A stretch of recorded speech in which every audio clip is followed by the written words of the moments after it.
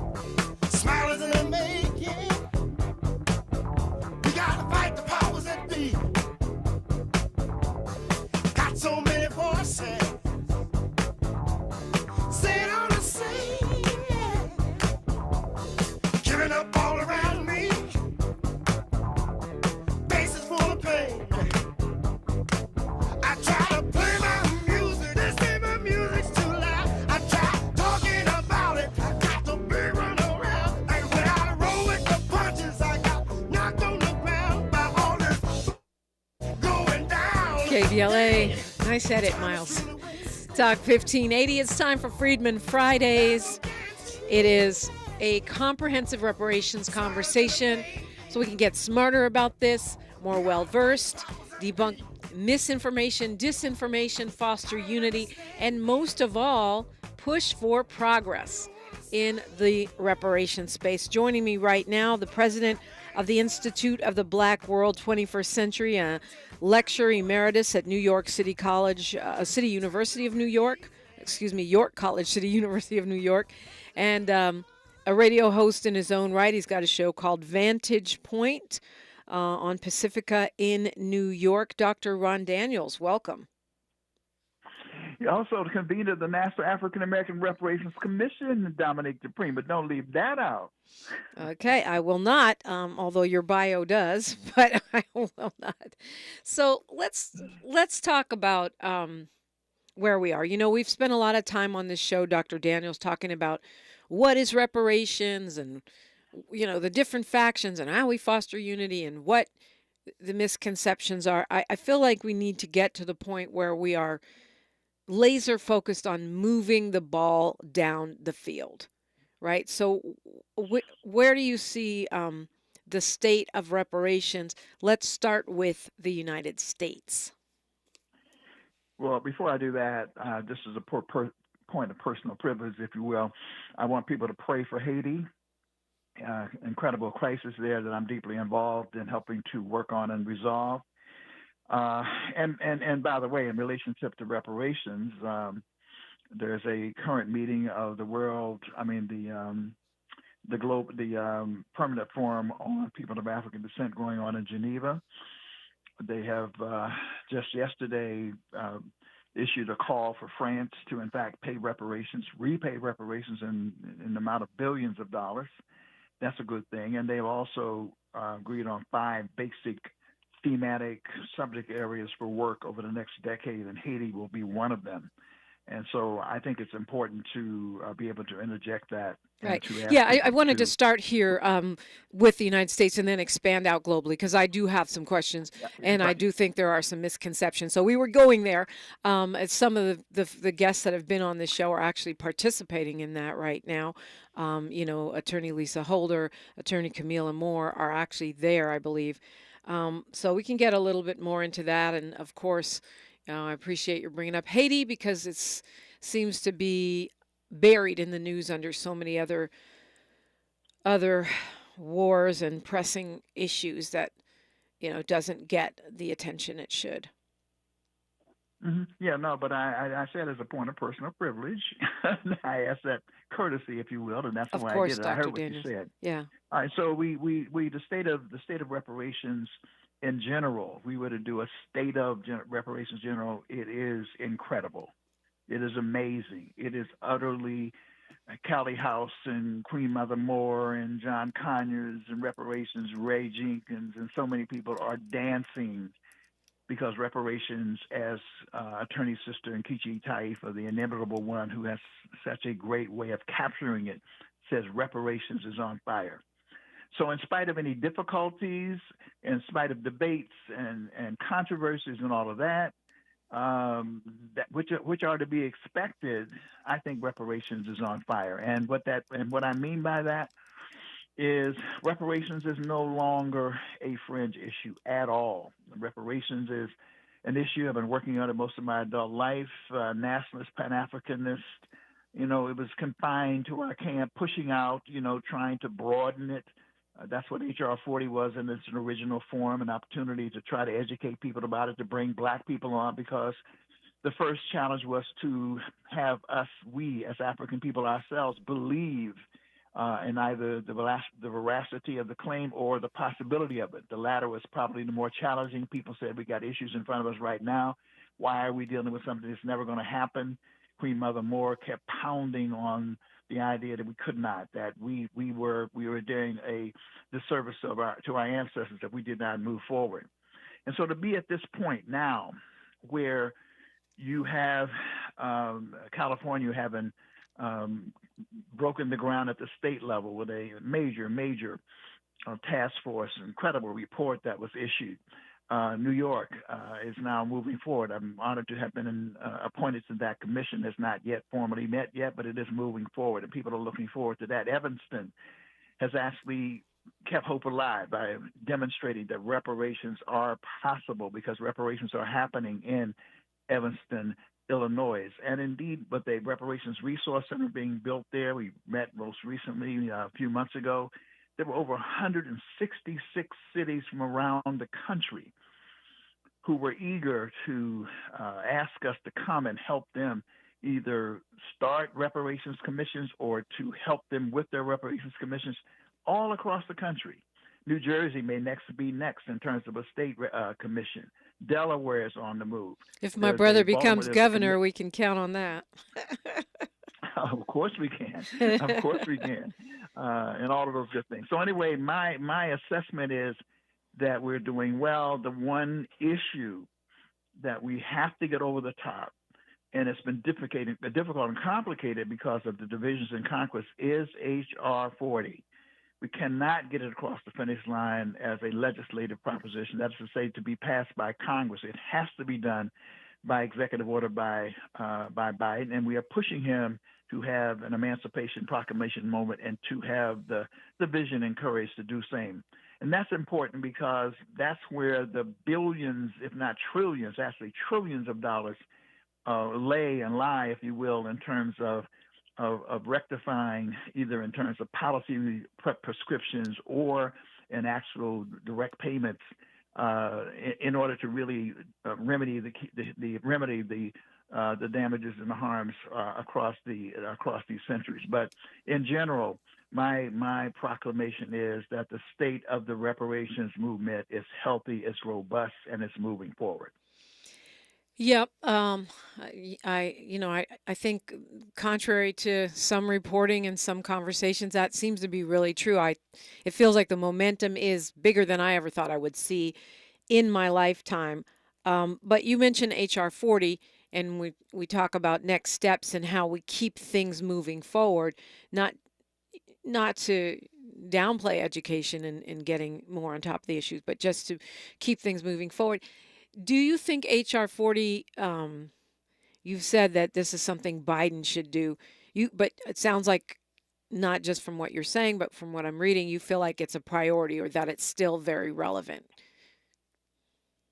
Oh, it's no question that it's relevant. It is the singular policy prescription that cuts at the heart of structural institutional racism. But some have argued that, California's done a study. Why, other studies have been done. Why do we need HR 40, or that HR 40 needs an update? No. That's what I said very early is that why HR 40? You see, California will not have enough resources, nor will Evanston. None of these states will have sufficient resources to deal with the trillions of dollars that will be required, either in terms of policy prescriptions or if there are instances where there are direct claimants and claims, and there will be some, there will likely be numerous, that can only be done at the federal level. And at the end of the day, the key institution in this country responsible for its complicity and or propagation of enslavement was the federal government. It is indicted. It has been found guilty. The study is only going to reveal that more clearly for everyone, which is an important part of this process, by the way, is the education, that even we ourselves will learn more and more and more about what happened. And by the way, what makes a New York, for example, important is that it demonstrates that, enslavement was also an issue up south, not just down south. Yeah. And the same thing with California. New Jersey and other states. Well, I know we're south, but we're supposed to be, a non-slave state. Well, but the point is, in California, it was a non-slave state, and so some of the issues about enslavement only and restrictively, therefore, in my perspective, was somewhat problematic. But what you do have is reparations are not just for enslavement. Talking definitionally, it is for enslavement. Obviously, the greatest and most horrific aspect of the Holocaust, not only the Holocaust of enslavement and the trauma and the damage, but it is also for all the legacies of that. Martin Luther King laid that out clearly when he talked about all of the racial discriminatory policies, things that happened in this country that excluded black people, that benefited white people. That includes gentrification. That includes redlining. That includes urban renewal, the Negro Movement Program of the 21st century. I recall Danny Glover, for example, railing and being very distressed about Haight-Ashbury, I think was a neighborhood, previously predominantly black neighborhood, but now gentrification has eaten it completely up. That's not enslavement. That is a legacy of enslavement.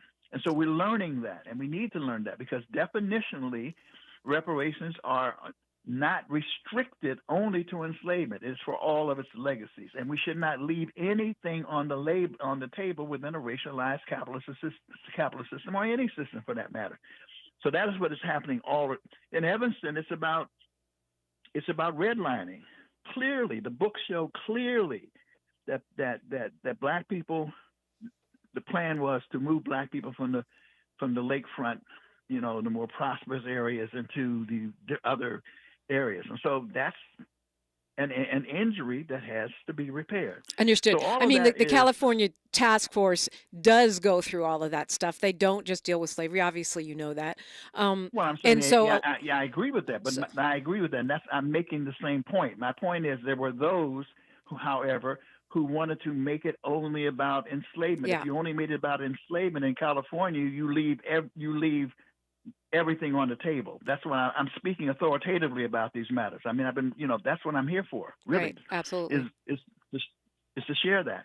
So what is happening all across the country in this inflection moment is a cleansing of racism and white superiority in the American system, and that is the future of this nation. Really rests on reparations, reparatory justice. And so we're carrying out this vital mission, not here and across the world. So that's why I'm so optimistic, despite our debates and discussions and so forth.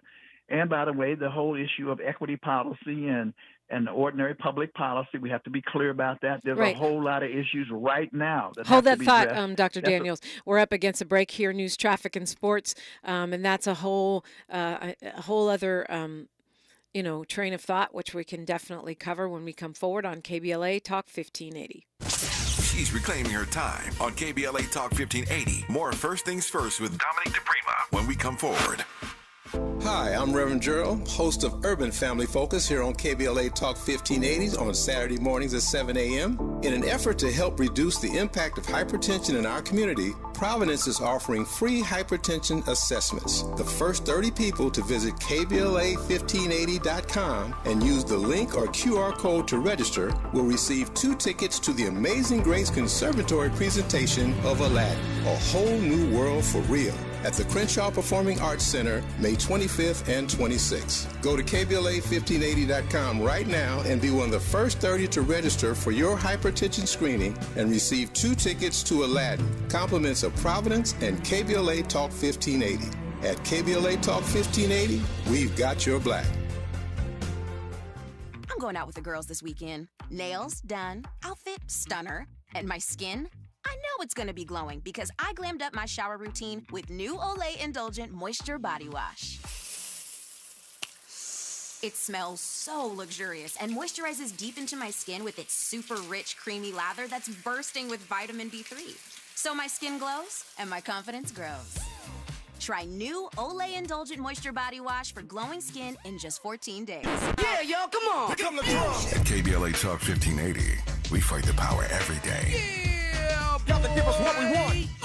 Gotta give us what we need. Hey. I listen to KBLA and I love the commercials. I know what the commercials mean. I also, if I'm looking and trying to figure something out, I need something to talk to me that might hit me. And it happens on TV because, every time they show a sporting event, they got the pharmaceutical companies back to back telling people how to fix the sickness on the same stuff that they sell them. So we get it. Yep, we get it too, Chuck D.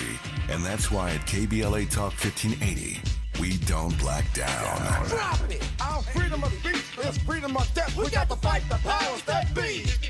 Fight the power! Fight the power!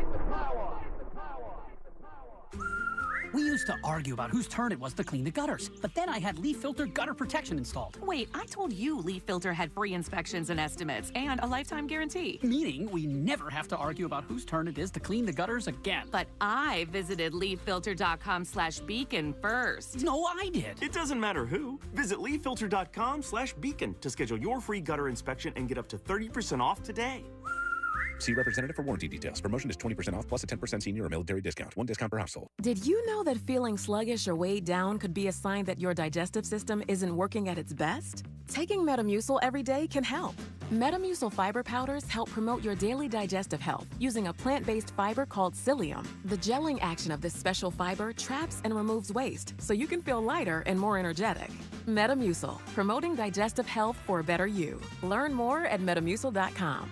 These statements have not been evaluated by the Food and Drug Administration. These products are not intended to diagnose, treat, cure, or prevent any disease. The conversation continues right now with Dominique DiPrima on First Things First.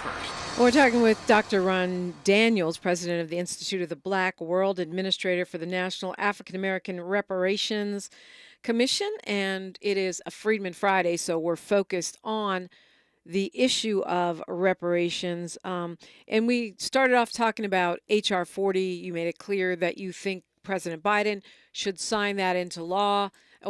Executive order. Should enact by executive order because it's not going to get through Congress. It's not going to happen. And that it's still just as relevant regardless of what California has done, that the feds can't extrapolate from California and other studies that have been done. They need their own brand new study in order to educate America as well as to deal with the issue of reparations at scale. Is that an accurate recap of what you were saying? To a degree. I mean, I think what California shows excellently with this magnificent study, it shows the way in which a federal commission should function. That's the study component of it. The second component of it, and by the way, California was based on H.R. 40. I mean, right. I'm aware of that. Slight modification. So, so the second part is to develop reparations proposals, which will come. But the point is that, at the national level, it will be the task of that commission to look at injuries from the federal level, and it will include what has happened at the state level. My sort of larger point, however, is the resources, as we concluded, are much larger at the federal level. And so therefore, the other excellent point in terms of the process that's unfolding is that we're building out, what's happening is we're building out a state and local infrastructure. When I say we, I mean all kinds of entities and organizations are building out an infrastructure at the local level that will be able to be the recipients and the repositories of federal funds. So in a way, what we're doing is putting together a much more organized process than if we did not have the state and local reparations. And I say that because there are some voices that have said, "Oh no, we don't need these state and local efforts." Yeah, they a lot of folks say from. that. Yeah. And that's not true. It's complementary to, not distracting from. It is a complementary effort, And at the end of the day, it is a holistic movement that is unfolding that is the future of this country. Really, at the end of the day, rest in this movement in terms of creating the kind of transformative, humanistic, sustainable kind of economy and nation that we deserve in terms of a multiracial, multicultural, all of those dimensions democracy. So here in California, the SB 1403, which is Steve Bradford's bill to create a Freedmen Affairs Bureau here in California, has gotten out of committee. Interestingly, some folks support it, some folks don't. But to me, it seems like that is the kind of infrastructure you're talking about being built out at state and local levels that can, set a precedent and kind of a prototype in some ways for what we need to do. Well, I'm not entirely familiar with the Freedmen Bureau concept. I know that is a concept that has been promoted by some people who are within the reparations movement. To say that we need infrastructure, the answer to that question is yes.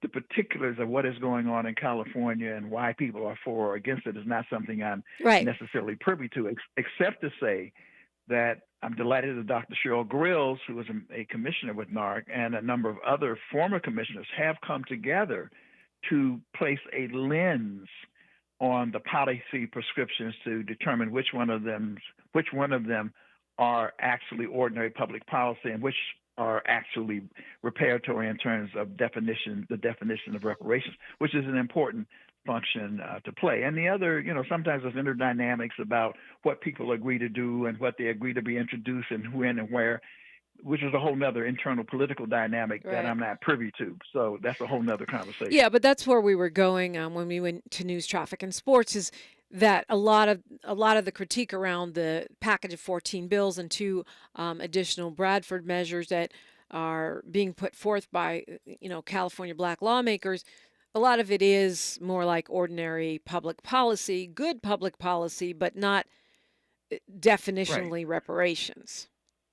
Right. And by the way, I commend all of it. And I certainly, whenever I speak, I always, because there are a lot of people who are in the reparations space who are new, and they come in and they just think anything and everything is reparations and so forth. And I say, oh, great, I'm glad you're involved. That's number one. We need more civic engagement. I don't ever want to put a damper on that. But I want to get people to be clear about what reparations is while you continue to push for ordinary public policy.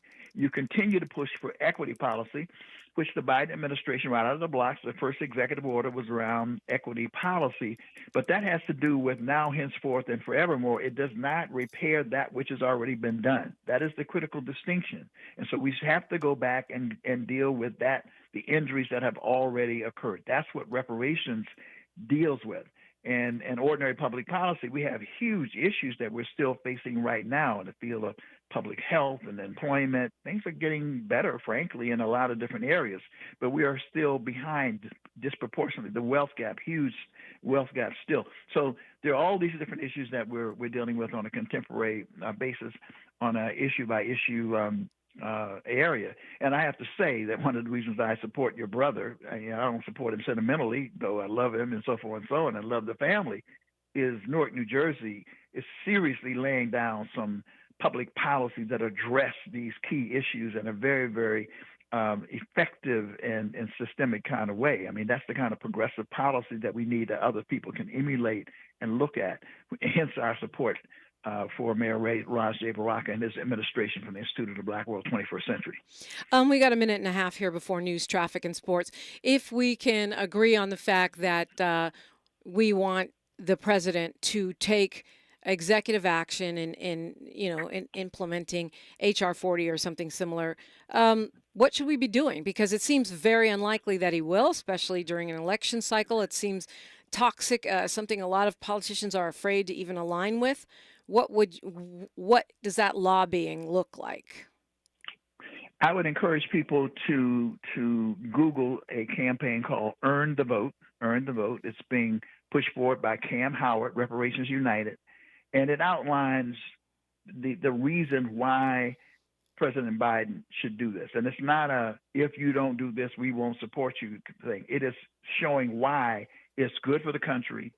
It's good for black people. It's good for the country, but it's also politically good. Because as you well know, Dominique, because you look at these issues, young people, for whatever reason, and are not that, they're lukewarm on Biden. I think there are a lot of reasons why people should be in favor of it. That's sort of beside the point. Lukewarm. So if you want to stimulate young black voters to be supportive, I can't think of a better issue than embracing reparations and doing it by executive order. We'll continue this conversation. I would say I would go a little further than lukewarm. A lot of the young people I know are calling him Genocide Joe. It has to do with Palestine and other issues. But, we're talking about reparations and what we can do to move this forward. Continuing the conversation after news, traffic, and sports on KBLA, Talk 1580. KBLA Talk 1580 is an intervention. When we come forward, includes you. KBLA Talk 1580, turning pain into power. I'm Amber Payton. Here's the latest on the Black Information Network. The University of Michigan's Poverty Solutions is releasing a report that shows home values in Detroit have risen by $3.9 billion since the city declared municipal bankruptcy. The report also shows that black homeowners saw their housing wealth increase by $2.8 billion. University professor Jeffrey D. Mornoff says from their findings, wealth has increased a lot and fairly equitably. Detroit Mayor Mike Duggan says Detroiters who stayed in the city are seeing benefits in the form of housing wealth. Chicago Mayor Brandon Johnson's proposed plan to borrow over $1 million to pay for housing and other development has hit a roadblock. The black mayor's allies delayed a full city council vote on the measure. Mayor Johnson's goal is to borrow $250 million a year through 2028 to fund efforts to expand affordable housing and boost small businesses and nonprofits. A vote now could be held as soon as Friday. That's the latest. I'm Amber Payton on your home for 24/7 News, the Black Information Network. Can your roof handle extreme weather? If you have leaks or a roof that is 20 years old or more, go to localroofs.com to schedule a free roof checkup and estimate. Get a new roof for as low as $198 per month on approved credit. Restrictions apply. Go to localroofs.com. This is the KBLA Sports Minute with Ray Richardson.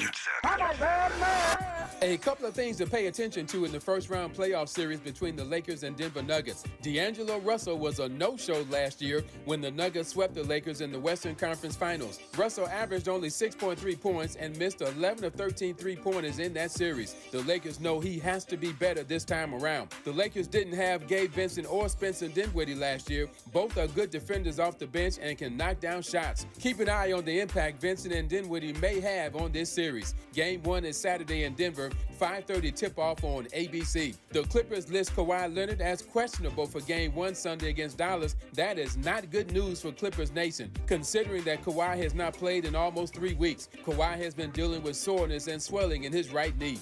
No debates, no speculation, just the info you need. That's your KBLA Sports Minute. I'm Ray Richardson. More news, opinions, and conversation when we come forward on KBLA Talk 1580.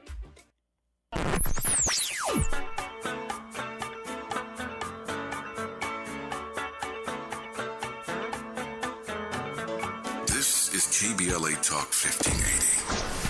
Talk radio that's music to your ears. We're unapologetically progressive. KBLA Talk 1580. To help combat climate change, LADWP is helping neighborhoods have better access to electric vehicles by awarding nearly $130 million in EV rebates to customers just like you. From big savings on used EVs to building new charging plazas, LADWP is charging ahead to help all Angelenos experience the benefits of EVs. Get rebates of up to $4,000 for a used EV and $1,750 for a charger. Learn more at ladwp.com/EV. That's ladwp.com/EV. It's time for California Community College's Black Student Success Week. This week-long event, held April 22nd through the 26th, is an opportunity to focus on innovative approaches to ensuring Black and African American students succeed in their educational pursuits. Black Student Success Week 2024, building a better future together.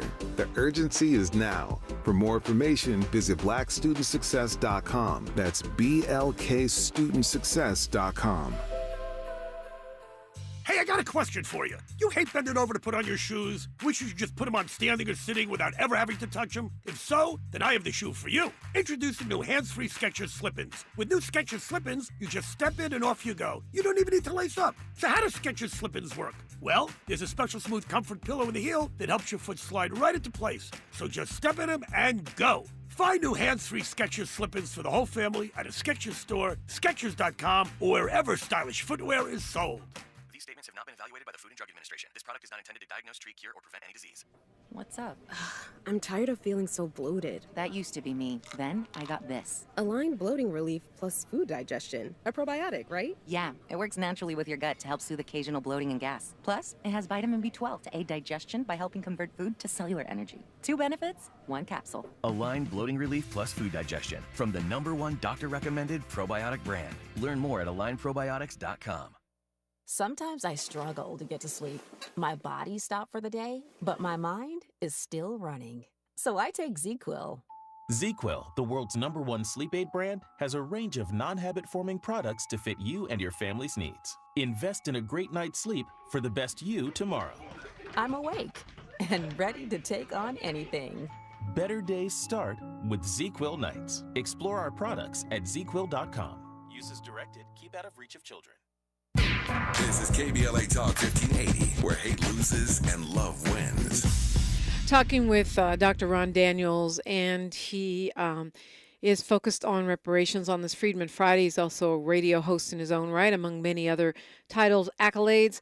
Dr. Daniels, you kind of gave an overview of your thoughts in terms of the U.S. reparations movement and focusing on, we did have Cam Howard on. He was talking about his Earn the Vote initiative. And there are folks that are, optimistic that they can get Biden to do something. There are also people in the reparations movement that feel like they can get Trump to do something. I don't see the evidence that would back the fact that he would make that kind of a move. But you specifically said you don't think we should be saying, if you don't do this, I won't vote for you. I think it's important to do an analysis of where we are at every period in history. And I see the MAGA movement as an existential threat to democracy in general. And as Vernon Jordan once said, when white America gets a cold, Black America gets pneumonia. So if it's a threat to democracy, it is definitely a threat to Black America. And I think you have to take these things into account when we take positions on things. It's a phrase is great in terms of and is important in terms of galvanizing support. So, for example, we just mentioned the notion of genocide Joe. Well, if it's genocide Joe, what would the Orange Man be? What would Agent Orange be? Terrorist Trump. Domestic terror Trump. Not only that, he had the audacity to say that any Jew who was not in favor of this policy that's going down, that is retrograded backward, should almost be excommunicated from Judaism. That's how right-wing he is. So you always have to consider what the alternative is and so forth. And I won't go into all the nuances and subtleties that should go on. There are factors in terms of the politics, internal politics. I am so glad this movement is pushing and pressing, because we've been under the gridlock of the American AIPAC for years and years and years. I mean, you being accused of being anti-Semitic if you said anything about Israel. So now this new push has really is freeing U.S. policy from the lock. And by the way, there are many young, and not even just young, older Jewish people who are not in step with Netanyahu, who are not in step with the ultra right-wing retrograde policies of. So all of that has to be considered within. But even if you don't, within the mix. But even if you don't put it in the context of who's conservative and who's not, I mean, even if you just narrowly focus on reparations, I don't see evidence of anything Donald Trump has done other than his own self-proclamation of being a master of the art of the deal, that would encourage me to think this person would do any kind of reparations agreement. No, he wouldn't. He wouldn't. And then what he's done is utterly insulting. He insults black people over and over again. And we have to look at this man's history.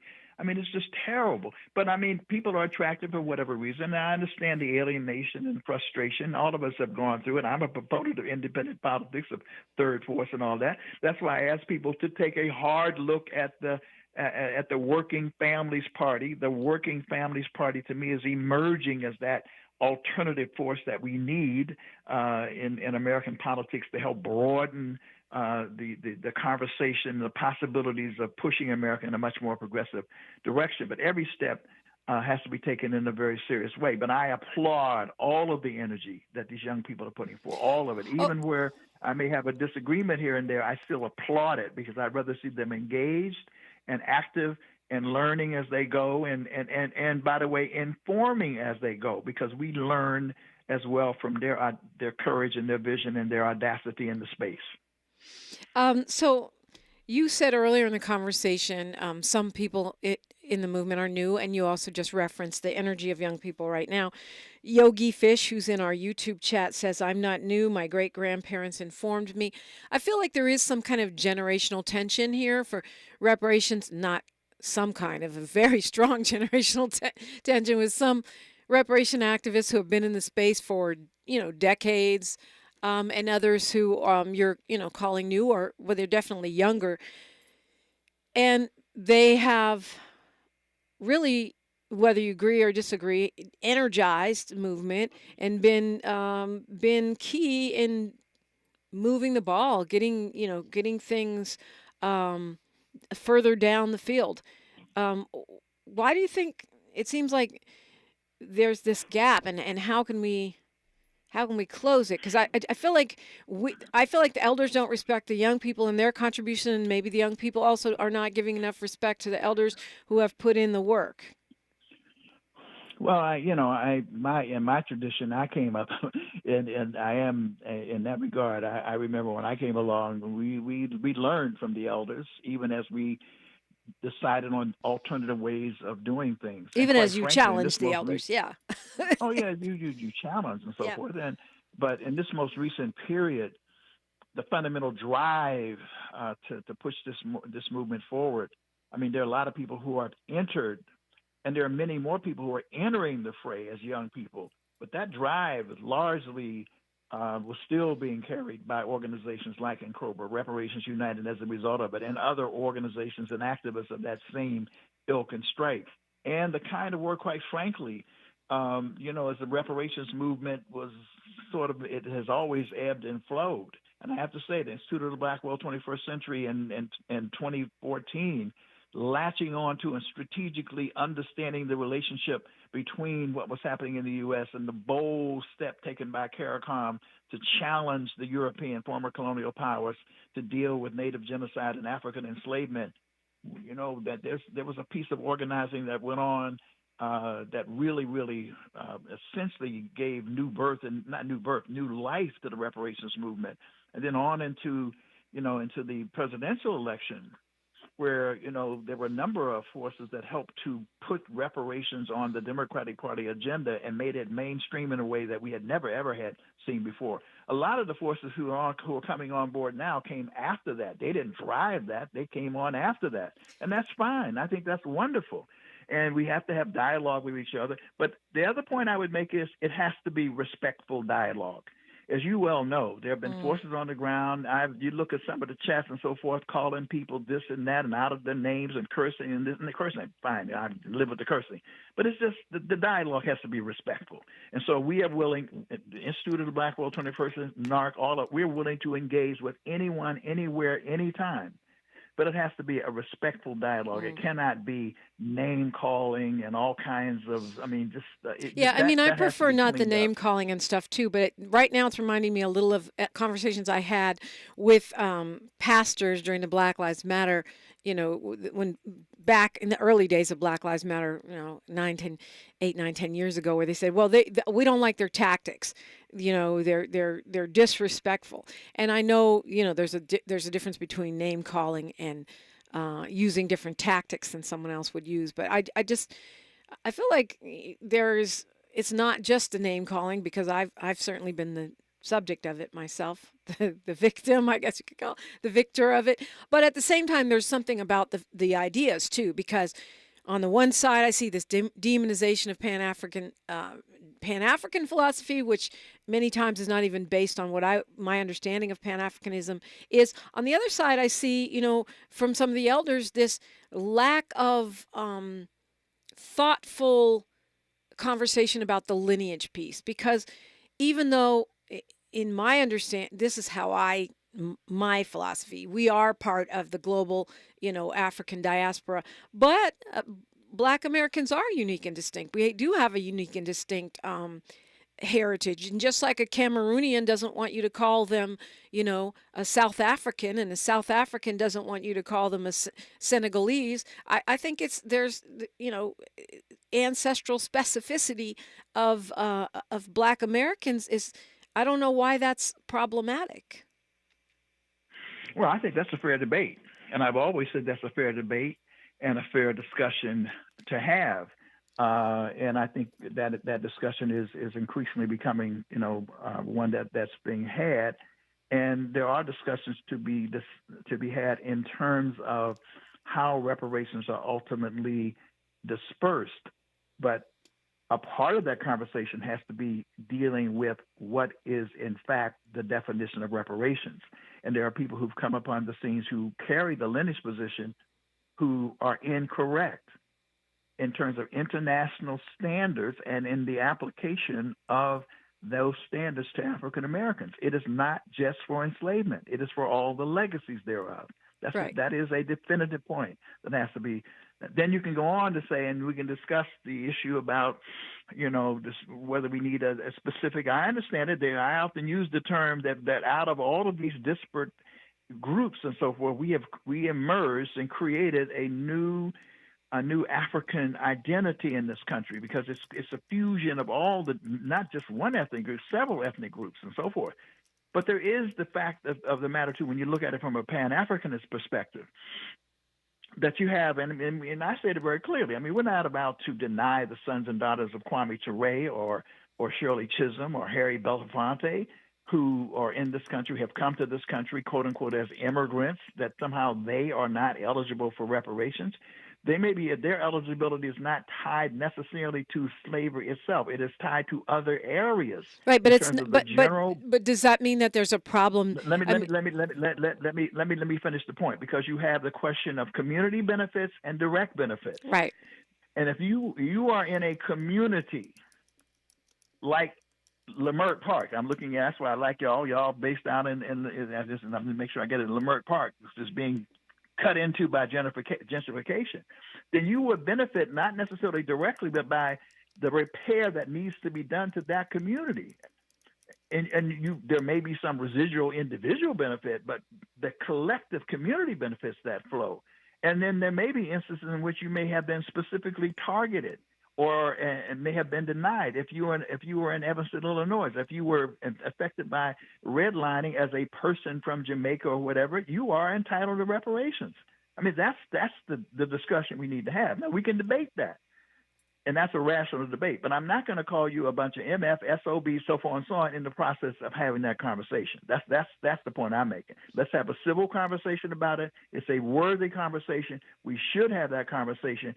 And I think more and more it is now becoming a much more civil conversation. And I think it's been a conversation that is very productive that we need to continue. Talking with Dr. Ron Daniels and you on KBLA Talk 1580. More of First Things First with Dominique DiPrima when we come forward. Some days I cover up because of my moderate to severe plaque psoriasis. Now I'm hitting the road with clearer skin thanks to Skyrizi, Rizumkizumab Riza, a prescription-only 150 milligram injection for adults who are candidates for systemic or phototherapy. With Skyrizi, 3 out of 4 people achieved 90% clearer skin at 4 months. And Skyrizi is just 4 doses a year after 2 starter doses.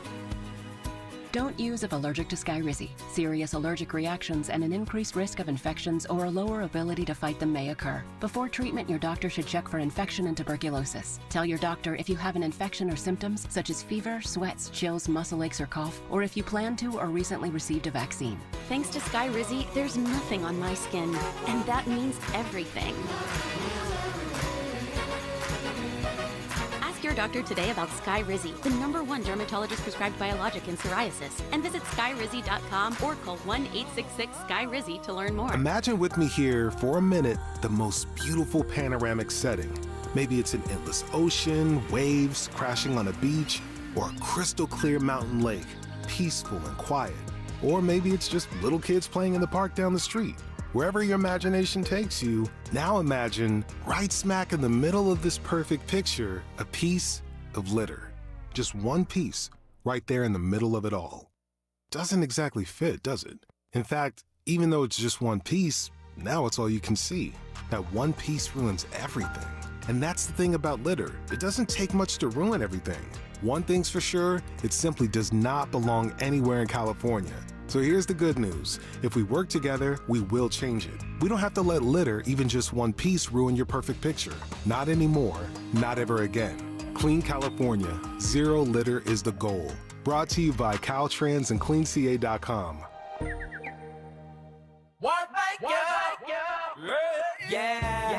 The California Crusader newspaper would like to thank all of our subscribers for their support throughout the years, proudly serving the South Los Angeles and South Bay areas for more than 40 years. The California Crusader is a multicultural, black-owned, adjudicated newspaper that focuses on providing newsworthy information to the people in our community. We're constantly looking for ways to assist businesses in our community to connect with our subscribers. We provide low-cost, effective ways to promote your business with our reasonable and affordable advertising rates. You can participate by suggesting, sharing, and submitting your stories on the California Crusader newspaper Community Share Facebook group page, or visit our website at cal-cruise-news.com. That's calcruisenews.com. Then click on the Submit Now button located on the top right corner of the homepage, or text CCN to 42828. Again, text CCN to 42828. The California Crusader newspaper, working together to build a better community for our future. Subscribe today.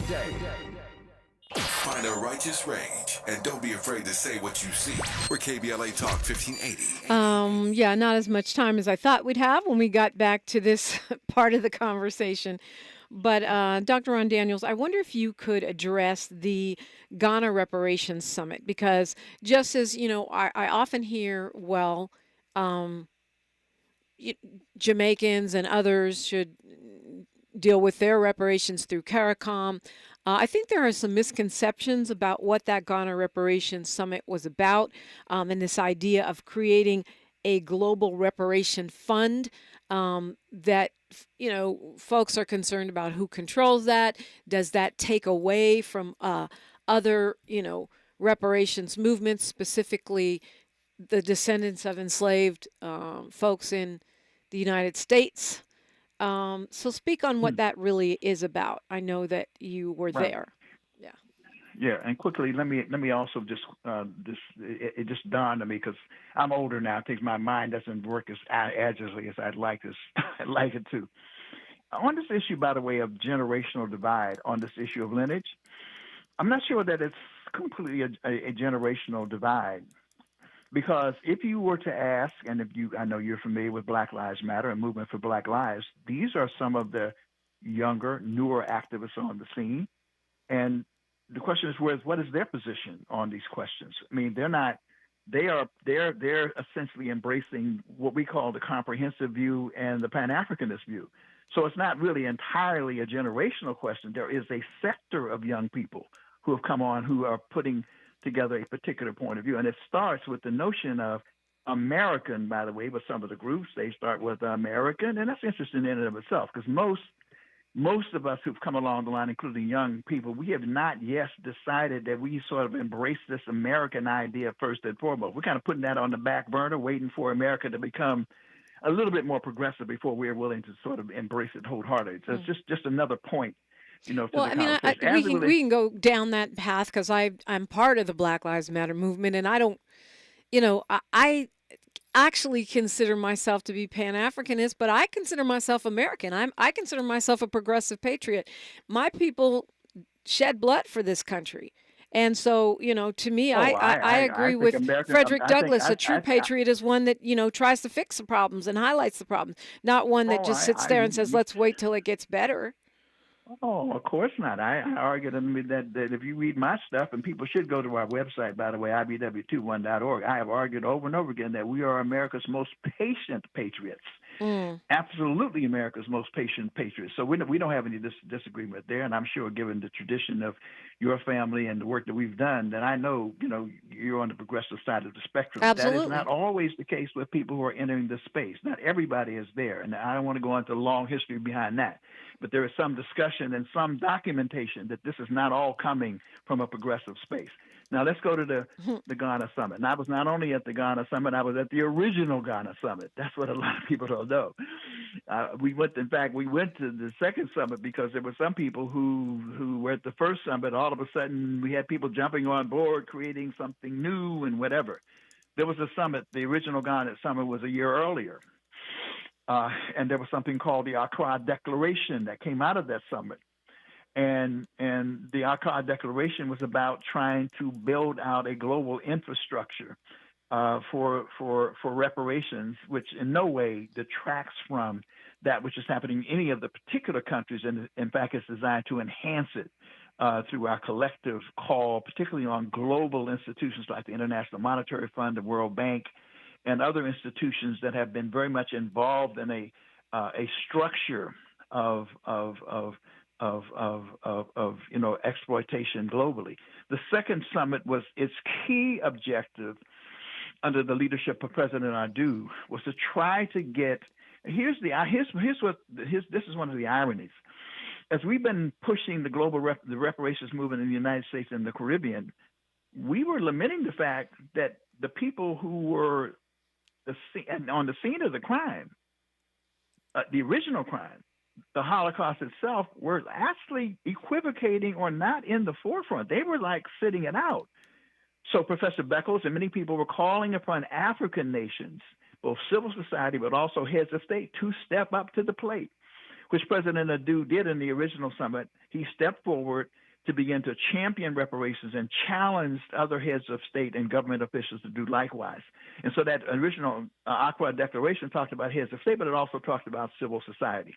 The second summit was one which was particularly aimed at getting heads of state and bodies like the African Union and similar bodies to actually step up and become engaged. And it achieved that objective because there were many, many more people who were foreign ministers, heads of state, people in those multilateral bodies. What we had to ensure was to have them understand that you don't do that to the exclusion of civil society, and that at the end of the day, it's the civil society movements that ultimately have to be at sort of the forefront of driving the process. But none of that, including the call for a global fund, is intended to detract from or any way to undermine what's happening in the United States, in the Caribbean, or any other part of the world. Someone's in the chat, Ronnie, saying, why would Africa get reparations when they were willing participants? That's what I mean by misunderstanding and what was happening there in terms of how my understanding of what that reparations fund is, et cetera. Go ahead. It's a good question, and it is a question which we have to, and I must say that one of the persons who's been very active on this question, we have yet to address it sufficiently, and we have to take it head on. And if we have to spend a year or 2 years educating on this question, we have to address it, because there's no question that there's some complicity, some engagement, some involvement on the part of African nations, not all of them certainly, but in some instances in the propagation of the transatlantic slave trade. The short answer, Walter Rodney answers the question in How Europe Underdeveloped Africa clearly, because the African nations did not initiate the transatlantic slave trade, nor were they the principal beneficiaries of it. And you're talking about at gunpoint, at cannon point, and so forth, some involvement. But that involvement, nonetheless, is not excusable. It needs to be dealt with. But the notion that somehow we were principally responsible for our own enslavement which Skip Gates, by the way, put together in an article several years ago that we had to collectively come together and refute, is in fact erroneous. But it's out there, and I respect that. I respect the question, and we have to heal. That's a part of our healing, is to educate ourselves about what happened, and all parties who were involved, including those nations on the African continent, and some of them have stepped up to apologize for their complicity and involvement to the degree that they were involved. We need that process to take forward. So, and I really appreciate that question being posed, and we have a challenge to answer. That's on us, and I'm committed to working with people until we have satisfactorily at least made a much better effort than we've made so far. We've not made as good an effort as we should to address that question. Dr. Ron Daniels, you can find him at ibw21.org and other places, ibw21.org. Thank you so much for talking with me today. Only for you. I'm in Charleston, South Carolina, and part of having a little bit of R&R. But when they said Dominique DiPrima called for first things first, I got to answer the call. Well, enjoy your vacation, and sorry to get you up so early, not so early there, and get engaged in this conversation. We get ready to take a frankly Charleston tour, because this was one of the states, as you well know, you had a black majority here. It's one of the greatest grievances was committed right here in South Carolina and in Charleston. So we're getting ready to take a tour, and then to some black folk who are going to take us on a tour shortly. But appreciate being with you. Love what you do. Keep on keeping on, KPLA. Thank you so much. We're opening up the phone lines if you want to respond to anything you've heard or talk about something completely different. All that is on the table. KBLA Talk 1580. KBLA 1580 Santa Monica.